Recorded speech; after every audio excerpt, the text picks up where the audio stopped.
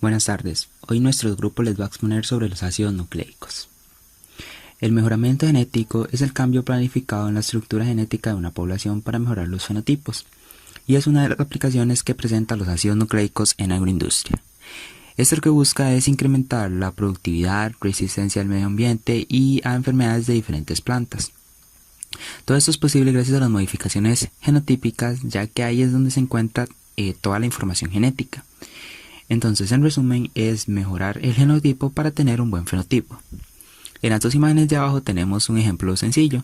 Entonces, supongamos que lo que nosotros queremos, ya que es una mejor planta, por así decirlo, son las que son de color verde más oscuro. Entonces, lo que hacemos es combinar estas dos. Entonces, así lo que vamos obteniendo, vamos cambiando la frecuencia genotípica, ya que sabemos lo que vamos a lograr. Es como una evolución que dirigimos nosotros los humanos. También, si queremos introducir nueva información a la población, lo que hacemos es cruzamiento entre ellas.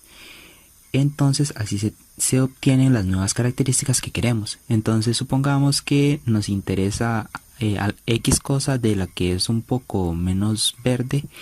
Entonces, la juntaríamos con una del color verde oscuro, y entonces así obtendríamos lo que nos interesa de la que es de color verde menos oscuro.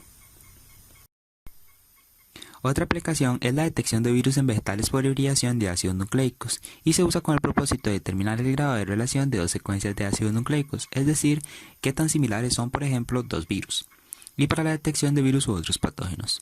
Los diagnósticos de virus por hibridación de ácidos nucleicos se llevan a cabo inmovilizando el ácido nucleico prueba en membranas, ya sea de nitrocelulosa o nylon. Los ensayos comúnmente usados son el de hibridación por puntos o manchas. El proceso es el siguiente. El ácido nucleico que se le quiere realizar la prueba es colocado e inmovilizado sobre una membrana de nitrocelulosa o nylon, como dijimos anteriormente. Los sitios libres de unión de la membrana son posteriormente bloqueados con un ADN no homólogo. Luego se permite que la hibridación se lleve a cabo entre la unión del ácido nucleico viral, es decir, al que le estamos realizando la prueba, y la sonda, la cual está libre en la solución de hibridación. El exceso de sonda que no hibridó es removido mediante una serie de lavados. Y por último, la secuencia prueba es detectada por la molécula reportera usada en la sonda híbrida. Ahora yo les hablaré de la estructura y las características físicas y químicas generales de los ácidos nucleicos. Nucleicos son moléculas compuestas estructuralmente de largas cadenas de subunidades llamadas nucleótidos.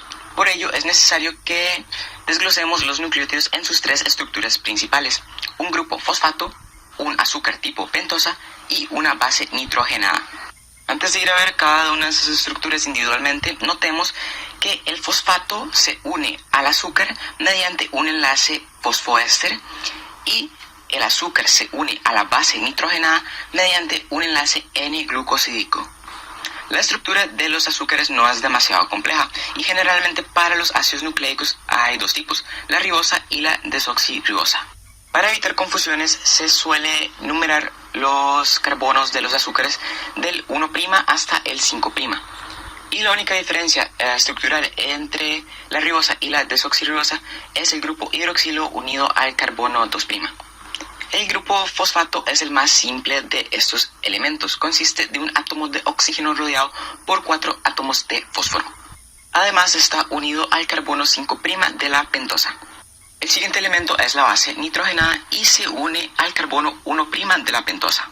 Se dividen en dos grupos y estos grupos se originan porque hay diferencias estructurales entre ellas, a pesar de que todas son aminas.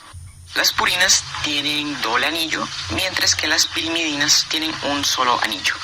Los nucleótidos se enlazan mediante enlaces fosfodiéster y son los que prácticamente permiten la formación de los ácidos nucleicos. Para que las bases hidrogenadas se unan entre ellas, lo que ocurre es, según pares, se van a unir mediante dobles enlaces y triples enlaces, así como lo vemos en la imagen.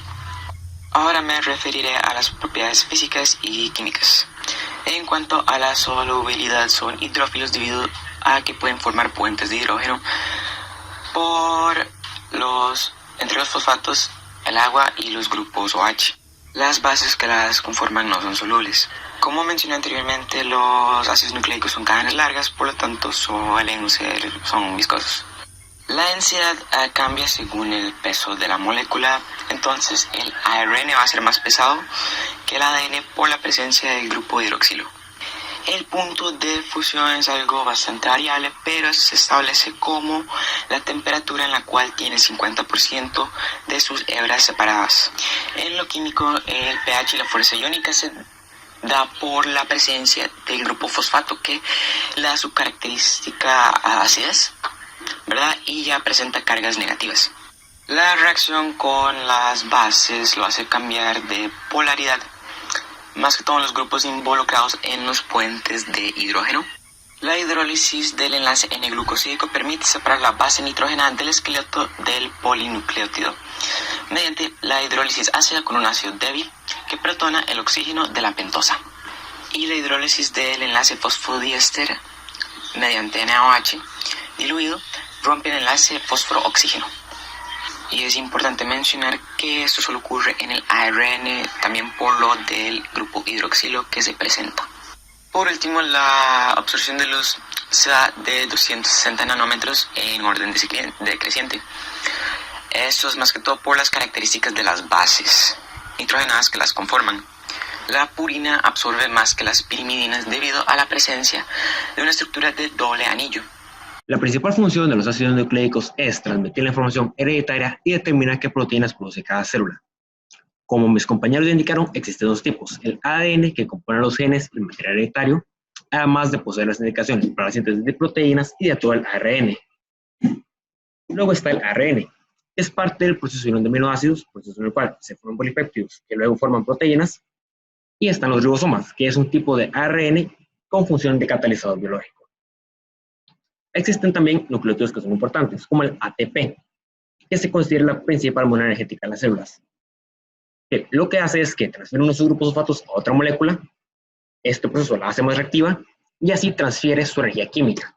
De hecho, la mayor parte de la energía química se obtiene a partir del ATP. También existe el GTP, o el trifosfato de guanosina, que al igual que el ATP, tras la energía a transferir unos grupos fosfatos y además es un señalizador celular. Para terminar con los nucleótidos, está el monosfosfato de adenosina, o AMP, que regula funciones celulares como la señalización celular y además es importante en el mecanismo de acción de varias hormonas. Luego están los dinucleótidos, que son moléculas formadas por dos nucleótidos. El más importante es la nicotinamida y adenina, que desempeñan una función en las reacciones de oxidación y reducción biológicas en las células. Puede tener una forma oxidada, que es el ANED+, o una forma reducida NADH. En esta forma reducida es capaz de aceptar electrones. Por lo que es importante es que estos electrones luego los puede transferir a otra molécula y los transfiere con la energía asociada a estos. Los ácidos nucleicos se clasifican en dos tipos: ácido desoxirribonucleico y el ácido ribonucleico. El ácido desoxirribonucleico, mejor conocido como ADN, está compuesto por dos polinucleótidos en forma de hélice, como se aprecia en la imagen.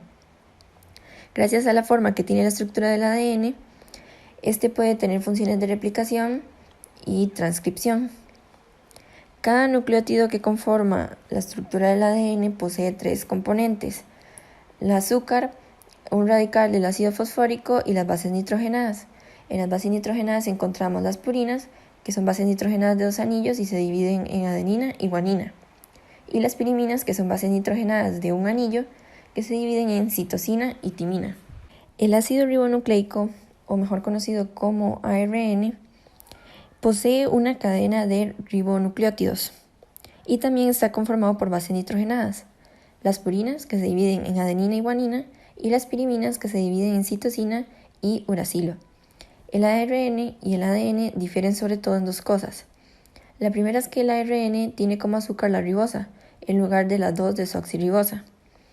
Además, no posee la base nitrogenada timina, sino que posee como base nitrogenada el uracilo. El PCR, o RPC en español, se trata de la reacción en cadena de la polimerasa. Este es un método que permite reproducir una muestra de ADN sin la necesidad de la replicación de células. es importante aclarar que los métodos tradicionales de síntesis de ADN requieren la réplica de células, por ello son lentos y hasta cierto punto poco óptimos. El RCP fue desarrollado por Kerry Mullis, un bioquímico estadounidense, en el año 1983.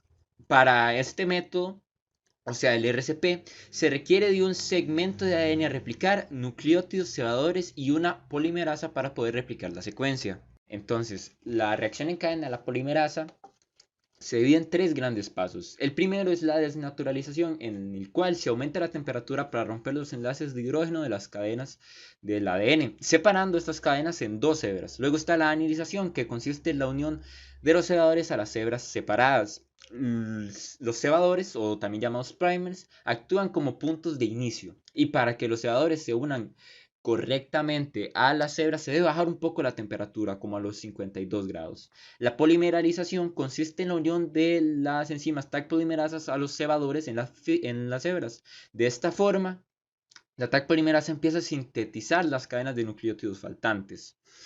Entonces, en esta imagen se puede ver con más claridad que el proceso en sí es una forma representativa de verlo. Y el gráfico es más específico con la temperatura, o ayuda a ver este gráfico de la temperatura en función del tiempo, ayuda como ver la temperatura y el cambio de energía que se necesita. Ahora, tocando un poco más las características del método, se puede decir que este método consta de una amplificación exponencial. Eso quiere decir que se reproducen de una forma exponencial. En pocas horas se obtienen una cantidad muy grande de copias, millones, hasta inclusive trillones. Luego está que este método es automatizable, ya que lo que generalmente hacen los biotecnólogos es que dejan la mezcla en un termociclador, y esto hace que el proceso se automatice. Lo dejan durante la noche y ya para la mañana tienen una cantidad muy grande de material para trabajar. Y después este método es bastante versátil, se usa para muchos procesos y tiene miles de funciones. Ahora bien, tocando un poco más los usos, el RCP sirve para detectar el VIH, para determinar las enfermedades genéticas, detectar cáncer, y se está usando mucho últimamente para detectar el COVID-19. También, bueno, es importante mencionar que una desventaja, por así decirlo, que tiene este método es que tiene mucha sensibilidad. Si existe algún contaminante en el ADN, este se puede ampliar, generando que toda la muestra sea obsoleta o no se pueda utilizar. Con el fin de que este proceso quede más claro, aquí en la descripción se va a dejar un link a un video en el que se puede ver mediante una animación 3D todos los pasos de la reacción en cadena de la polimerasa. Primero, para entender cómo funciona o logran los procesos de separación de aminoácidos llamado electroforesis, se debe conocer un poco sobre los siguientes conceptos. El pI es el pH en el cual un aminoácido no tiene carga neta, o sea, su carga positiva está equilibrada con su carga negativa. En la diapositiva se muestran las 3 estructuras generales de esos aminoácidos dependiendo del medio en el que se encuentran. El aminoácido se encuentra en forma catiónica, o sea, con carga positiva, en presencia de un ácido. Si se encuentra en forma neutra es porque su pH actual es igual al pI, lo que significa que las cargas del aminoácido están equilibradas. Y por último, si se encuentra en forma aniónica, es decir, con carga negativa, entonces significa que hay presencia de una base. La electroforesis es un proceso el cual separa aminoácidos con base en sus pIs asociados. Primero, se le aplica una disolución de una mezcla de aminoácidos a la mitad de una pieza de papel filtro, humedecida con una disolución reguladora de pH, o a un gel de acrilamida. Para formar la acrilamida se debe poner a reaccionar la glucosa y el aminoácido asparagina, que es descarboxilado y desaminado, por lo que esto asegura en tener una disolución amortiguadora de pH, la cual no influye en el experimento. Después se colocan 2 electrodos en contacto con los bordes del gel o papel y se aplica un potencial de varios miles de volts a través de ellos. Al finalizar el experimento se concluye que un aminoácido con un pH mayor que el pH de la disolución tendrá una carga total positiva y será atraído hacia el cátodo, el cual es el electrodo negativo. Un aminoácido con un pI menor que el pH de la disolución tendrá una carga total negativa y este migrará hacia el ánodo, el cual es el electrodo positivo. Si 2 moléculas tienen la misma carga, la más grande se moverá con más lentitud durante la electroforesis, porque la misma carga debe mover una masa mayor. Un aminoácido en su punto isoeléctrico no tiene una carga neta, así que este no se mueve.